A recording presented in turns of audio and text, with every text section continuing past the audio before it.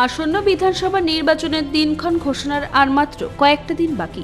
এর মধ্যে নির্বাচন কমিশনের পক্ষ থেকে ভোটার তালিকা প্রকাশ পেতেই রাজ্যের বিভিন্ন প্রান্তের মতো উত্তর দিনাজপুরের করণদিঘিতেও সাধারণ ভোটারদের মধ্যে কিছুটা বিভ্রান্তি ও উদ্বেগের সৃষ্টি হয়েছে। এই পরিস্থিতিতে মানুষের মনের ভয় দূর করতে এবং এলাকার আইন শৃঙ্খলা পরিস্থিতি স্বাভাবিক রাখতে কোমর বেঁধে নেমে পড়েছে প্রশাসন। শান্তিপূর্ণ নির্বাচন নিশ্চিত করার লক্ষ্যে আজ করণদিঘি ব্লকের রসাখোয়া বাজারে কেন্দ্রীয় বাহিনীর জওয়ানরা এক বিশেষ রুট মার্চ সম্পন্ন করেন। মূলত বুথভিত্তিক এলাকাগুলোতে টহল দিয়ে জওয়ানরা সাধারণ মানুষকে এই বার্তাই দিলেন যে আসন্ন গণতান্ত্রিক উৎসবে তারা যেন কোনো রকম ভয় বা দ্বিধা ছাড়াই অংশগ্রহণ করতে পারেন। জওয়ানদের এই কুচকাওয়াজ দেখে স্থানীয় বাসিন্দারাও আশ্বস্ত বোধ করছেন। ভোট ঘোষণার আগেই কেন্দ্রীয় বাহিনীর এই আগাম তৎপরতা এলাকায় এক কড়া নিরাপত্তার বার্তা পৌঁছে দিয়েছে। কোনো প্রকার প্ররোচনা বা অশান্তি যাতে মাথাচাড়া দিয়ে উঠতে না পারে তার জন্য প্রশাসন এখন থেকেই সজাগ দৃষ্টি রাখছে।